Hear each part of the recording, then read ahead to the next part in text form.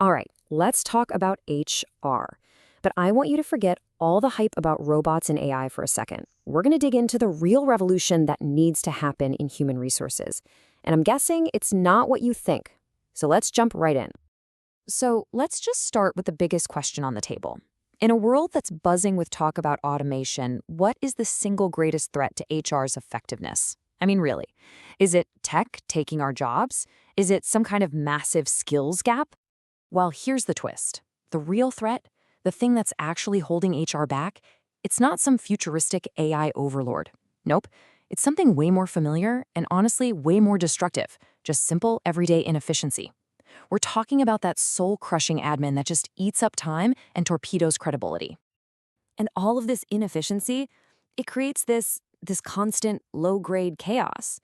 It's a mess that a lot of companies try to fix by throwing technology at it, right? They launch these big, flashy digital transformation projects. But this is exactly where the problem gets so much worse, not better. You see, here's the fundamental mistake. Most HR teams don't really transform anything. They just transfer things. They take all their current messy, clunky workflows, all that this is how we've always done it baggage, and they just dump it right into a shiny new system. So that brand new technology, it doesn't fix the chaos. It just gives the chaos a faster, more expensive home. And what's even crazier is that it actually amplifies the inefficiency. A bad process running on new tech is still a bad process. It just makes mistakes at lightning speed now. And the fallout from this is huge because HR's work is so incredibly visible. I mean, think about it. A mistake in some other department might go unnoticed for weeks.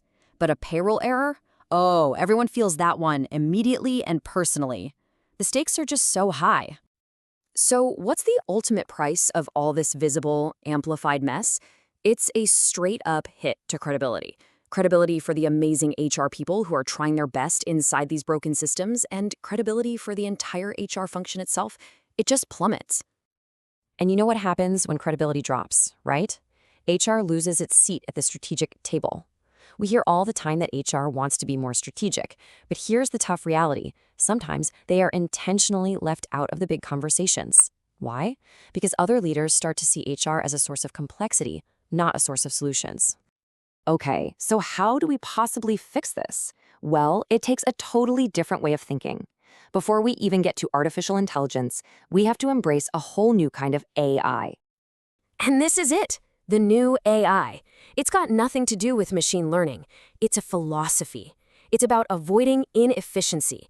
It means you are relentless, absolutely laser-focused on cleaning up, simplifying, and optimizing how you work before you ever let a new piece of tech in the door. This should be the new mantra for every HR team out there. It's so simple, but it's so powerful.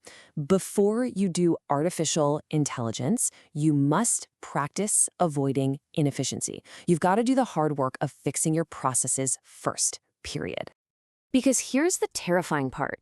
If you feed an AI your broken 10-year-old processes, it won't magically fix them. It'll just learn them. It'll master them, and it will execute your bad habits with scary, perfect precision. It basically becomes a super efficient engine for doing all the wrong things. So what happens when you actually make this shift? What happens when you put avoiding inefficiency first? Well, you kick off this incredible chain reaction that can totally change HR's role in the entire business. So where do you even begin? Try this simple gut check. Call it the simplicity test. If a basic task for your employees, like booking a vacation day, is harder and takes longer than ordering dinner on their phone, you have a problem, and you need to fix it. Make things simple. Inefficiency also creates terrible data. And when your data is a mess, you end up in important meetings arguing about the basics. If you find yourself debating whether you have 599 or 600 employees, that's a massive red flag that your core processes are completely broken. This, right here, this is the roadmap. It all starts with just one small win. Optimize one single frustrating process. That one action creates simplicity. Simplicity then builds credibility. Once you're credible, you can start to drive real, measurable business impact. And that is what unlocks career growth for you and for everyone on your team. And the payoff, the return on this investment, is just huge. You finally get your time back to focus on work that actually drives value. You rebuild your department's reputation, you boost your own career, you stop just being an administrator of the past, and you start becoming an architect of the future. Okay, that all sounds great, but where in the world do you start? The good news is this isn't some massive project that needs a huge budget.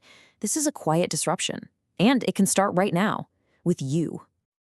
The absolute key to all of this is to just start small. Please don't try to boil the ocean and fix everything at once.